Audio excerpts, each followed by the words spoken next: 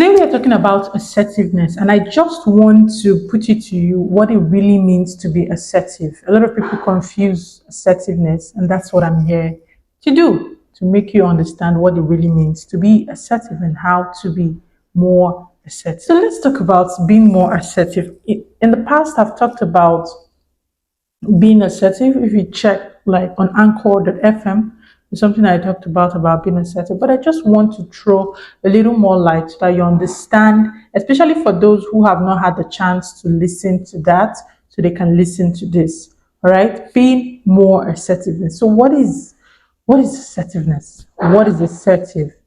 So assertiveness just simply means like speaking up, expressing yourself, expressing your opinions, asking what you want firmly and politely. A lot of people confuse between aggressiveness and assertiveness.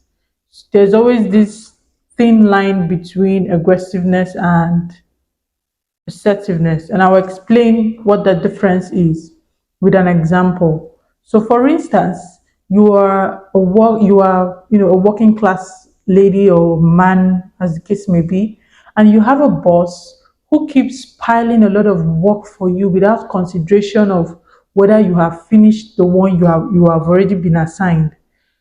Keeps piling up the work. He's not asking, oh, how far have you gone with this? Where are you at this? But then as you come in every day, take this, do this. 1 hour in, he's giving you another. Like without that empathetic feeling or way of telling you, oh, okay, I know you have a lot on your plate. Let this person handle this. No. Let's say you have a boss like that, always giving you things without, putting you in consideration.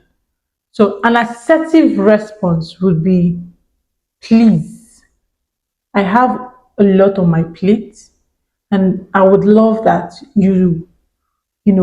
hold on a bit so that I finish this one I have, so that I then get on with other things. Or how about we have a system whereby I just notify you of when I'm done with this one, and then you know that you can assign more to me. That's an assertive response. You're trying to look out for yourself, at the same time you're doing that with empathetic feeling about what your boss feels. An aggressive response would be, oh, maybe shouting at him and say, am I the only one in this workplace? Am I the only one here that keeps giving me work? Doesn't even consider, doesn't even pay me, doesn't even, like, I don't get paid for how much I work. And then you start complaining, and somehow maybe even cause a scene because of the way you're talking. That's been aggressive. So assertiveness is affirming what you want, saying out, expressing what you want, but doing so firmly and politely with empathy, basically. So, how do you become assertive, or how do you become more assertive? For those who are assertive already, how do you become more assertive? And for those who do not have any inclination to be assertive, here is how you become assertive. Number one is setting boundaries. It is how you lay your bed that you will lie on it. If you do not set the boundaries, people will think of you as a pushover, especially if you keep accepting things and you don't have a clear boundary of, oh, okay, this is where I draw the line. Setting boundaries make people know from the onset that, okay, this person is not the person you toy with or you treat anyhow. Ever had all those colleagues or someone in your workplace who people don't treat anyhow?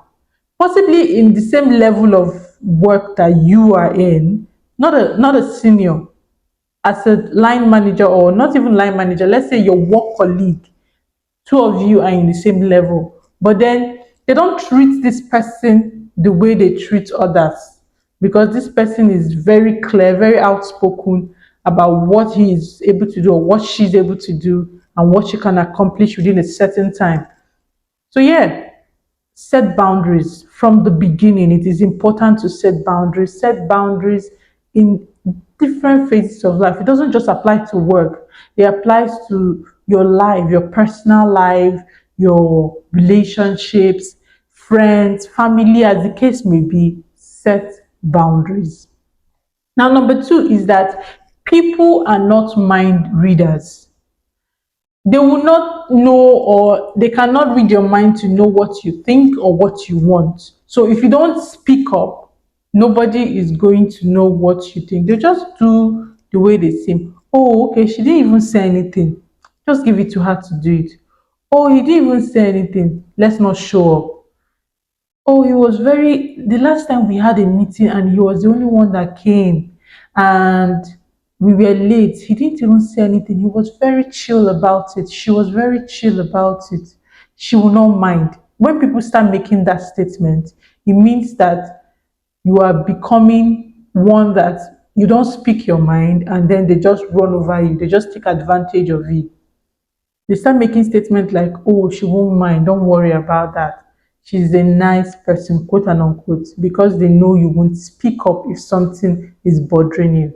So it is important for you to speak up when something is bothering you, when things are not going in the way you want them to, when you're not getting what you think you deserve, or when you're getting what you think you don't deserve, especially when it comes to negative attitude from other people. So speak up because people are not mind readers. And number three, you are not in control of how people think or behave. You have to understand that you are not in control of how people think or behave. Generally, people always want to guilt trip you. If, for instance, let's say maybe after watching this video, you are not the assertive type of person. You're always, let's see how it goes, no problem, and you finish watching this video and you want to make your first bold step to becoming assertive, the automatic interpretation to that is, oh, so you've grown wings. Oh, so you cannot talk to me anyhow.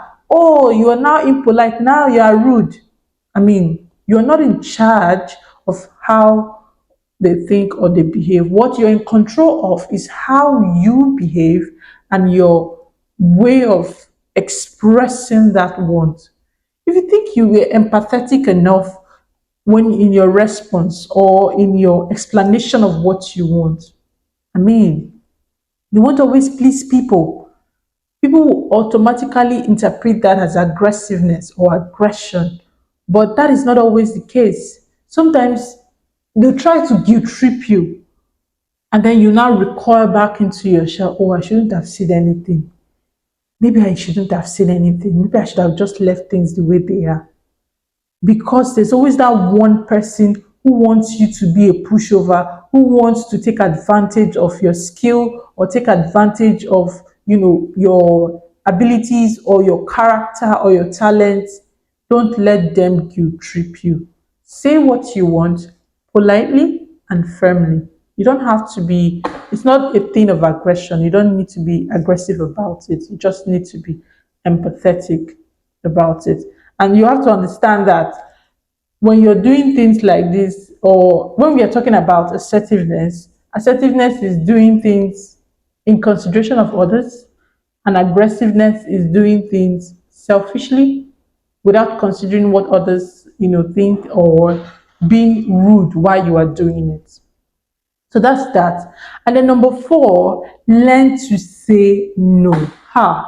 This is a big deal. Learn to say no. I know a lot of people who find it difficult to say no. They are in a bad position. No. They feel uncomfortable with whatever it is you're telling them to do, but they don't know how to tell you, I can't do it. I'm sorry, it is not convenient for me. They are always in this oh yes member class. Everything you say, yes. Everything you say, no problem. Everything you say, oh, I can do it. Everything you say, okay, let me do this. I can always, even when they have mountain of work to do, they are saying yes to getting more. Learn to say no. It doesn't come easy, especially if you don't know how to, like, you've never even attempted to say no. You've never attempted to disagree with somebody. Disagreeing with somebody doesn't necessarily mean you don't respect the person or anything. It just means that it's not convenient for you at that moment. So you would like that either you don't show up for that thing or you can put it at another time when it is convenient. Do you understand? Yeah. So learn to say no. Practice saying no. Start with the little things. Start with the banters between siblings. Start with your parents. Start with your friends. Move on to your career. Move on to different spheres of life, wherever you find yourself. Learn to say no, especially when it is not convenient for you. Yes. Now, number five, and finally, always remember to accept feedback. You can be assertive, and the response you get is not aggressive. But because you are used to getting negative response, you immediately get your walls up, and then you're always firm to say, okay, no, no, no, this is what I want, this is it. There is always room for a bit of compromise, especially if the other party is understanding, if the other party is being empathetic also. For instance, you have a lot on your plate, and then your boss, as usual, or your line manager, or your senior colleague drops another one on you, and then you politely tell us, please, I can't take on more because of what I have on my plate right now. There's so much to do with very near deadlines. And then he goes ahead and tells you, oh, I'm so sorry. I would really love to do this. I would really love to take this off your shoulders. But these other people are working with something, more taxing. Can you please take this on when you're done with what you're doing? I mean, I'm not going to bother you about submitting it on time. I just want you to know that you will do it. He was very polite. And who won't melt at that? Like, who won't give room for a bit of compromise and say, oh, okay, that's fine, I will take it on, but just know that it might not be ready as a certain. That's understanding, that's having a middle ground. So be open to both positive and negative feedback. In that case, the senior colleague or the boss was very polite, the feedback was positive, it was not aggressive. So taking that in and finding a middle ground both for yourself and your boss, that's it. That's the overall goal of assertiveness. Everybody is happy. So being assertive doesn't come easy, but it comes with practice. If you don't make that first step of opening your mouth to talk, you will continue to be a pushover. Honestly, you would continue to be a pushover. So yeah, a little recap on how to be assertive. Number one, set boundaries. If you don't set boundaries, people will. Number two, I said that people are not mind readers. If you don't speak up, they won't know what you're thinking or what you want. And number three, I talked about you're not in control of how others feel. So understanding that fact will prevent you from getting guilt tripped. When people try to guilt trip you into doing what they want you to do, especially when it's not convenient for you, having the understanding that you're being guilt tripped right now will make you know that, oh, yes, I still want to stand my ground. And number four, I talked about learning to say no. Practice, practice, practice. That's the only way you can learn to say no. And number five, you know, taking on positive and negative feedback. I mean, it's not always going to be leisure, it's not always going to be smiley and wonderful feedback. Sometimes it's negative. So always be open, remain open to feedback. All right, guys, thank you for watching. Don't forget to subscribe to my channel. Don't forget to subscribe. And you'll be glad you did. Click the notification bell so I get notified when the video drops.